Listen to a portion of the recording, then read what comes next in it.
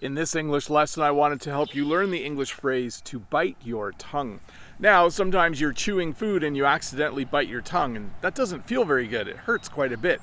But we use the phrase to bite your tongue to talk about when you try not to say something in a certain situation.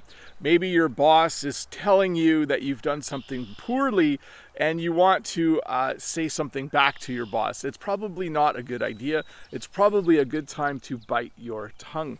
I had this when I was a kid as well. Once my dad was a little bit annoyed with me about something, and then I said something, but I should not have done that. When I think back, I think it probably would have been a better idea to bite my tongue than to say something, because it just made my dad a little bit more annoyed.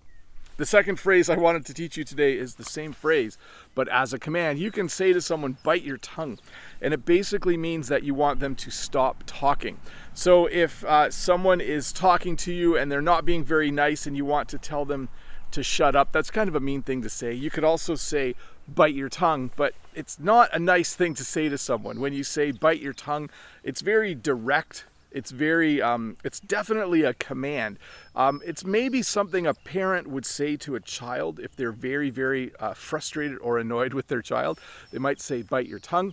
And it's also used a lot when people use bad words. Like a parent, if a child said the F word, for instance, a parent might say, hey, bite your tongue. Don't use swear words. That's bad. Anyways, to review, to bite your tongue is simply to stop yourself from talking. I guess if you actually did bite your tongue a little bit, that does stop you from saying something, doesn't it? And when you tell someone to bite their tongue, or if you say bite your tongue, it means that you want them to shut up. It means that you want them to stop saying whatever they're saying. But hey, let's look at a comment from a previous video. This comment is from Liu. After spending an afternoon at a social event, I was tuckered out. I'm not good at socializing. It's always hard for me to find topics and to keep the conversation going. And then my reply, social events can be exhausting. Now, I've mentioned this before a few times that as much as I seem like this happy, friendly person here on YouTube, and that you might think that I'm really outgoing and love social events, I'm actually similar to Lou. When I go to a social event, it can be a little bit draining. We learned the English phrase to be tuckered out, which means to be really tired. Sometimes when I go to social events, at the end of it, I'm just really, really tired and exhausted. More like mentally exhausted, if you know what I mean. My favorite kind of event is the event where there's just a few people. Not a lot of people, just, 3 or 4 people sitting around a campfire. That is my favorite type of event. Well, hey, I was going to show you, maybe I can get this in this frame. You can see this tree.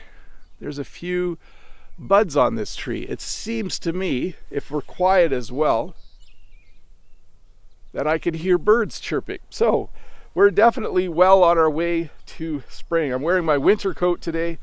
I'm not sure why. I probably could have just worn my spring jacket. By the way, my spring jacket and fall jacket they're the same jacket, but we sometimes will use the same name to describe both of them. Maybe I should have worn my spring jacket today. It's a beautiful, lovely day out here. Let me just spin you around and you can see the fire pit, which we'll be using soon. Oh, there's a bottle in there. I should clean that up. We have a nice grill that we use to grill things as well. Anyways, see you in a couple days with another short English lesson. Bye.